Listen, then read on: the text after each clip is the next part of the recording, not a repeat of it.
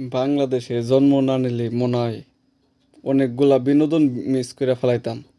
দুপুরের পরে থেকেই ফেসবুক, ইউটিউবে ভোট কেন্দ্রে উত্তেজনা একটা ভিডিও ফেসবুক, ইউটিউবে অনেকগুলা চ্যানেল থেকে অনেকগুলা পেজ থেকে শেয়ার হয়েছে।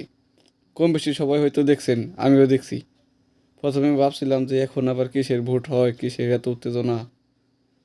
খুব আগ্রহ নিয়ে ওপেন করার পরে দেখি মানে একটা রিহার্সেল হয়েছে, বাট ভোট কেন্দ্রের সমস্যা হলে কিভাবে ওইটা ঠিক করতে হবে এরকম একটা তাদেরকে একটা প্রস্তুতিমূলক প্রশিক্ষণ আর কি দেওয়াইছে। ওইটা নিয়ে সাংবাদিকরা আর পেজ আলারা এমনভাবে ভিডিওটা ছাড়ছে, ওইটা দেখার পর ভিডিও দেখে আমি অবাক হয়েছি, আর ভিডিও ওপেন করার পর আমি হতাশ হয়েছি। কেমনে এই এমনভাবে টাইটেল আর এমনভাবে থাম্বনেলটা দিছে, দেখে মনে হচ্ছে কি সরাসরি আজকে কোনো ভোট কেন্দ্রে ঝামেলা হয়েছে, বিজেপি যায় ওইটার আর কি রক্ষা করছে, এই ঝামেলা ও ঝামেলা। টাইটেলটা তো একটু সুন্দর করে দিলে তো মানুষের বুঝতে সুবিধা হয়।